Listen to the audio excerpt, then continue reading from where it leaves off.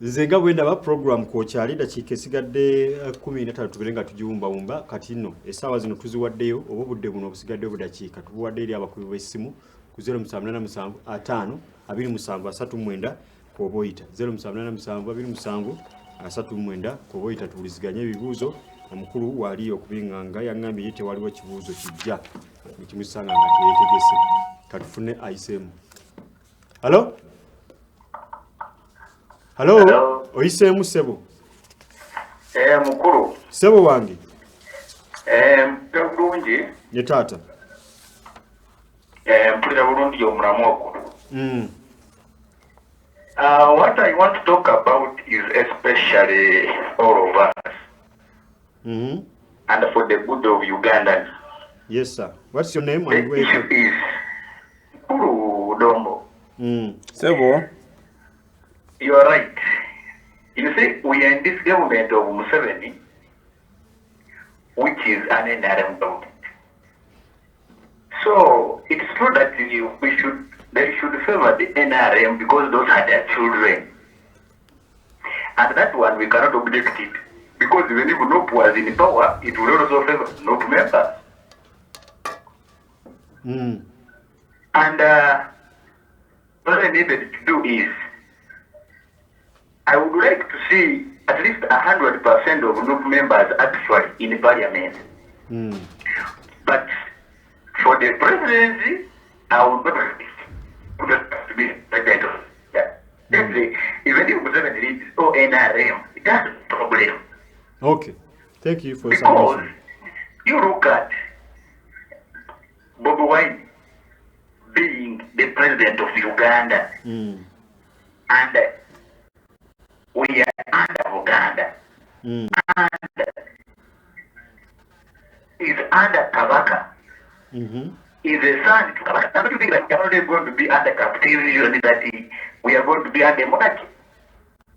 We are not true to Walala. But I would like the fact that how many MPs of NOP but not the president. Kale tweyanze katufuna omulala ensonga yagezezzaako gyetoloola naye nga sikitegeera bulungi yaga atalaba buzibu president wabanga afuga Museveni NOP ne bwebanga yesinza abaka mu parliament kyeninga kyenzizeemu.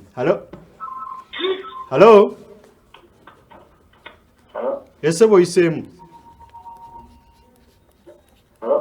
Oyiseemu mukwanda wange? Sebo oyiseemu? Amanya nedoboozi Innocence?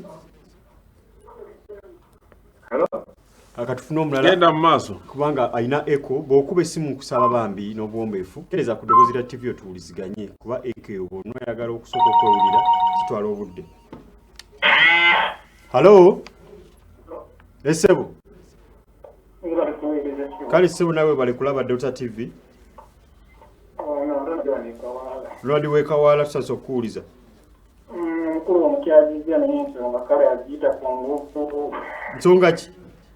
Kibulamu kubanga olina okwogerera kintu n'ensobi naye kale engeri gye ndabamu ensonga zemugeddeko.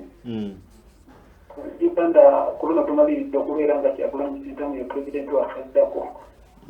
Ensonga gy'olabyemu eyo? Tugenda kukola buli kimu ekisoboka tetugenda kukkiriza kubba akalibu kaffe tugenda kukakuuma kubanga tulina omukisa kumuga tezimugoka. Kale tweyanza Ronald Kawala katufune abagaye bagenda kukola kyonna ekisoboka bakuuma akalulu kirabika abadde nga bakabba ku 07875273. Hello? Oyiseemu mukwano?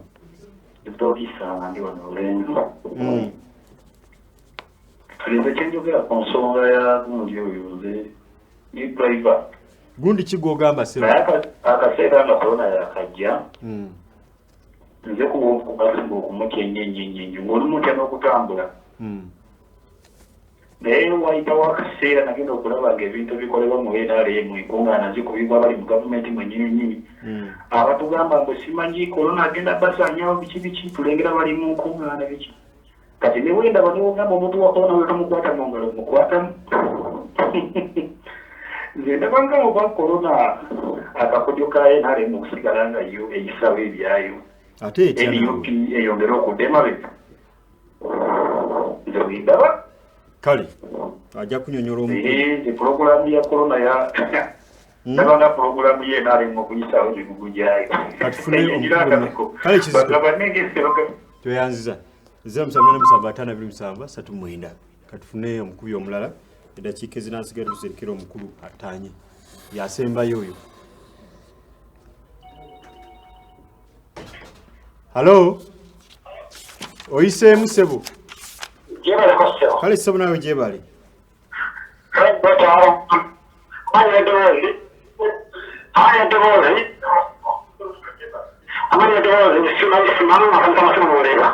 makanika w'amasimu mundeeba kale olw'obufunda bw'obudde honorable abantu bano okujjako gwempulidde ng'agamba nti okukuuma akalulu bagenda kakuuma buteddiza. Twawulira nti mwakunganya emikono obukadde 5 wali mu kulonda mu kamyufu nga muga registeremu abantu obukadde nga 6 ekyabamu kibaleetera okutya ne bagamba abantu mwabekutte dda babali wano mu nkwaba munagenda mu kalulu nga mulinawo mukaga gwammwe already mutandikirawo bye bimu ku birowooza abantu nti engeri eyo akalulu oluusi bwe kakwatibwamu.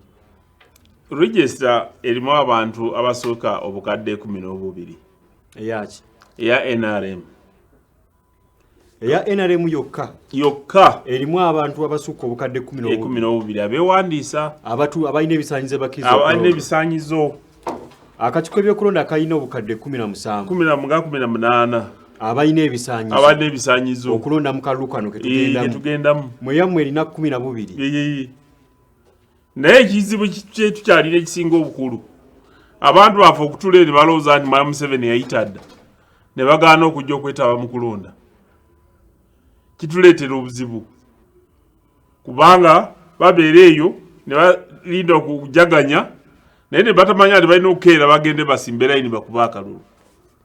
Voter turn up mu Uganda ekyali wansi nnyo, buli kulonda eyongeraku olumu ebeera 50%, olumu abantu babeera ne banyigiriza, olumu batiisibwa ne batagenda mu kulonda.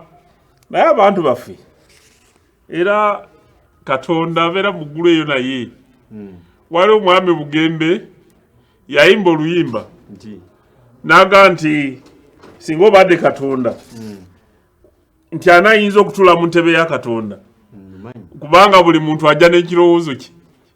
Kubanga owulidde oyo omwami alowooza nti COVID kakodyo ka NRM kuyisayo byayo n'atamanya ne Trump abadde mu ddwaliro. Trump si wa NUP si wa FDC ali mu Amerika naye atunka naye abadde agamba nti corona taliyo naye okukakana nga bamutadde mu nnyonyi ne bamuyingiza mu karantini okumala ennaku nga 3 ng'ali mu ddwaliro. Ate ng'omuntu oyo ayogere akuba essimu ne TV alaba n'amawulire agalaba abantu abazze bafa abalaba ne mu Uganda tulanga abalwadde n'abafudde. Naye era kyakugamba nti ako kakodyo ka NRM kuyisawo migugu gyayo. Abo be abantu baffe kubanga ye bwatyo bwateesezza. Naye nga njagala abasigadde bamanye ti corona gyali era corona atta. Tugezeeko okwerinda teweeyibaala kubanga oyo ateesezza noga nti kamenya amateeka. Naaba mu ngalo ne sabbuuni, yambala akakookolo ku mumwa, masiki ya gavumenti oba tonagifuna ng'osobola okwegulira taasa obulamu. Baga nti asiika obulamu taasa mukono. Toyinza kusiika bulamu nga toyambadde masiki noga nti oli kusiika bulamu. Oba osobola okubeera ne sanitizer, gula sanitizer. So hono ebonga tumba umeteeka za candidate kumuwandiisa tetuba tuwunzika ebintu bya NRM bize nga bitambulira mu mitendera. Kubanga twatandika n'okulangirira ekifo ebifo abagala okwesimbawo nga mulimu n'entebe ya flag bearer owa president. Abajjayo empapula ne bazizza Mwami Museveni akomaawo nga ayiseemu bulambalamba. Mwami Simbwa ne bamu giraji. Mwami Simbwa tisikolo yalemera okufuna ebisaanyizo byonna. Kubanga ekyo obuvunanyizibwa bw'okutuukiriza ebisaanyizo byali eriye tebyali eri abalondesa oba kibiina. ne wabeerawo okulonda okwali okwa scientific mu conference ng'abantu akalulu abantu bagezangako okulaba nti katulabe NRM bw'eneekola bagenda okulaba tutegese okulonda ng'abantu balondedde mu district era Museveni ne bamulonda nga yajja okwatira NRM bendera. Kati bwe twagenda wano mu kulondesa kwa babaka twakozesa omukisa ogwo gwe gumu nga tusindika ababaka baffe okukozesa okulonda okwo nga bakuŋŋaanya emikono egy'abantu abagenda okusemba Museveni kubanga ffe tulina structures ku ground. Buli muntu yagendanga okulira okulonda enebbi Kapchorwa nga n'empapula agenda nazo ne tukuŋŋaanya emikono abantu ne baleeta emikono. Bwe twaleeta emikono waliwo bayagala batunafuye nga bagamba nti we baali bagaba kasooli oba kawunga naye akawunga bakagaba Kampala ate ng'emikono olina okugireeta. Ffe twaleeta emikono okuva mu buli district kakati district ze batagabamu kawunga emikono ani aba yagireeta. Bwe twamala okuleeta emikono ne tugitwala ewamwami y'Abakama ne bagisuusula etteekayo Honorable Jacqueline Kyatuhaire nga yakulira ekyokwewandiisa kwa Museveni n'okebera emikono. Secretary General nga amaze okuwandiisa emikono agiweereza juzi wiki ewedde ne baleeta certificate ng'ennaku z'omwezi 12 bwami by'Abakama lwagisaako omukono nga nti emikono twagiweza ne gisuuka nawo. Kati bwe baagala okutuwa certificate nti candidate waffe kati ali redde alindirire kimu ng'ennaku z'omwezi 2 okwewandiisa. Ffe ng'ekibiina ne tusalawo tujjule tuleete ekifaananyi kya candidate waffe nga bw'agenda okulabika ng'awo walabe bakitongoza. Kati bwe tumala okutongoza ekifaananyi kya Mwami Museveni tulindiridde ekintu kimu kugenda kumuwandiisa abakakiiko. Mugenda kuwandiisizaawa era ali kakati abakakiiko bwe banatugamba si ffe tuwandiisa, ffe tumutwala butwazire tumwanjulayo ng'aba NRM. Akakiiko we kanatugamba nti wano wanabeera okwewandiisa awo tugenda okumutwala. Bwe tunamala tugenda kubeera n'emikolo egy'okutongoza manifesto nga Mwami Museveni ayogera eri eggwanga n'okubanjulira ki nga amaze okufuuka candidate kyagenda okukolera eggwanga. Agenda kusaabukulula manifesto alage eggwanga abantu bategeere ebye-NRM nga bwetegese. Kale ekintu kyaffe kize kitambulira mu order nga buli kimu kidda mu kine bwakyo okutuusa lwe twabanjulidde era tubasaba be-NRM n'abasigaddewo abali eyo oba badde olimu akakunkuna oba ketegereza manya nti kaakati ekiseera kituuse katusabe Katonda atutuuse emirembe ku lunaku lw'omwezi nga 2 era kasita 2 luggwa Mwami Museveni yeewandiisa olwo bamemba ba NRM yonna gye muli nga mutandika okuwenja akalulu nga mwetegekera olunaku olw'okulonda Independent Electoral Commission lwegenda okututegeeza. Tweyanze ge tujja kuba tuddamu ate okufuna Mwami Lumala tubulire ku slogan yabwe gye bagenda okutambulirako eri gye mwataddewo. Slogan eyo erigamba nti securing your future. Securing your future. Tugenda kutandika ne wiki eno okujja ku TV nga tunnyonnyola abantu bategere tibwavuga ndi securing your future kitegeeza ki. Yes. Abaana abatagemebwanga, abaana bali tebasoma nga UPE teriiwo, ebyokwerinda ebyali ebibi, amakolero oyiro wafa agenda okujja neighborhood okuteekawo regional government n'okuseekya walinga omuntu omuddugavu okweyagalira mu Africa ng'alina essuubi. Oyiro wabana Uganda so wamwe. Anti bwe ngamba bana Uganda bengamba. Future ya bana Uganda oyiro wabana Uganda. Waffe nga bana Uganda. Tujja kuba tudda ne Honorable Emmanuel Dombo anyonyole engombe eyo kiki baba bategeeza mu bulambulukufu bwabo. Nkomewo ddi. Sebo komawo week ejjera unaku weruti. Kale tujja kubyogerako.